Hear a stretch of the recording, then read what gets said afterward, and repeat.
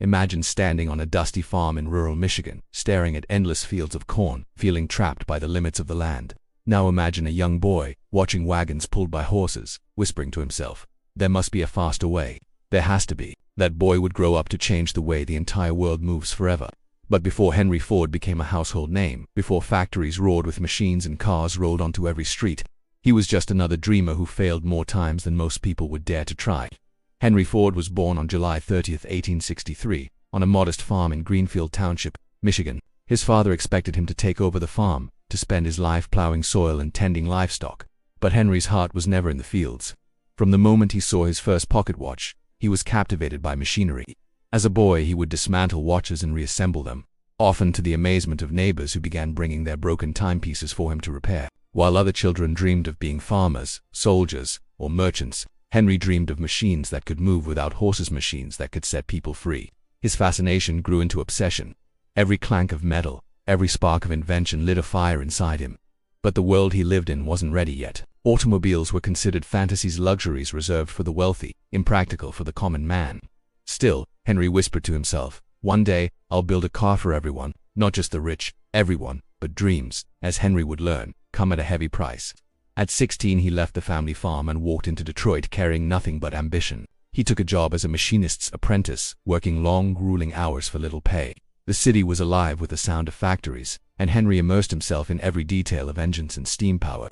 Years later, after marrying his childhood sweetheart, Clara, he returned to his dream of building a gasoline-powered vehicle. By 1896, he had constructed his first quadricycle, a strange, rattling machine with 4 bicycle wheels and a gas engine.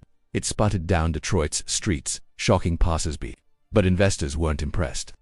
They dismissed Henry as a reckless tinkerer. His first company, the Detroit Automobile Company, collapsed in just over a year. Investors pulled out, calling him unreliable. Henry didn't quit. He tried again with the Henry Ford Company. Once more, investors pressured him to abandon his vision of affordable cars for ordinary people. They wanted luxury vehicles for the wealthy. Henry resisted and was forced out of his own company. Twice he had failed. Twice he had been humiliated.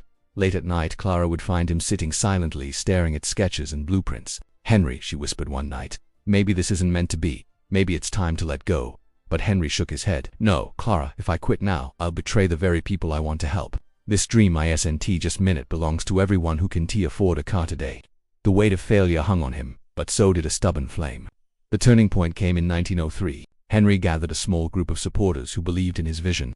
He told them, "Gentlemen, the automobile is not just a toy for the wealthy. It must be a tool for the farmer, the worker, the teacher, and the shopkeeper.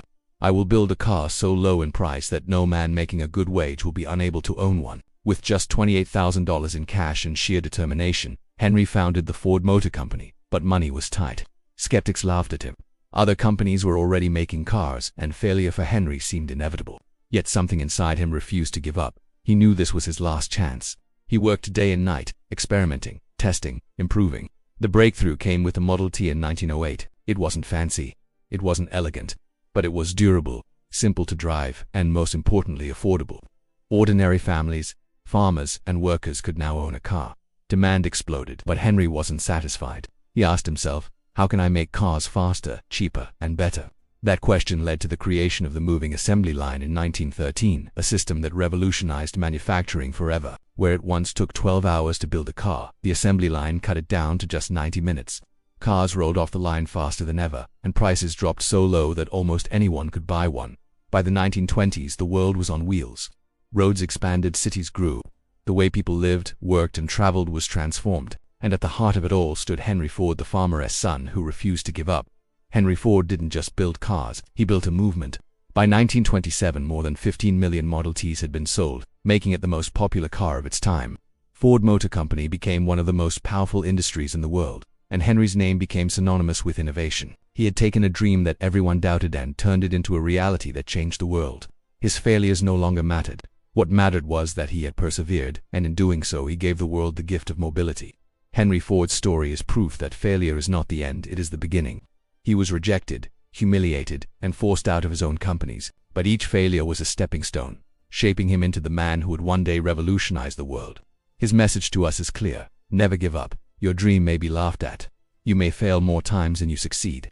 But if you hold on, if you refuse to quit, your breakthrough will come. As Henry once said, failure is simply the opportunity to begin again. this time more intelligently. Thank you for listening to this story of Henry Ford, the farmer's son who turned failure into one of the greatest successes in history. If this story inspired you, don't forget to like this video, share it with someone who needs hope, and subscribe for more powerful stories of resilience and triumph. Because remember, your dream is possible, as long as you never give up.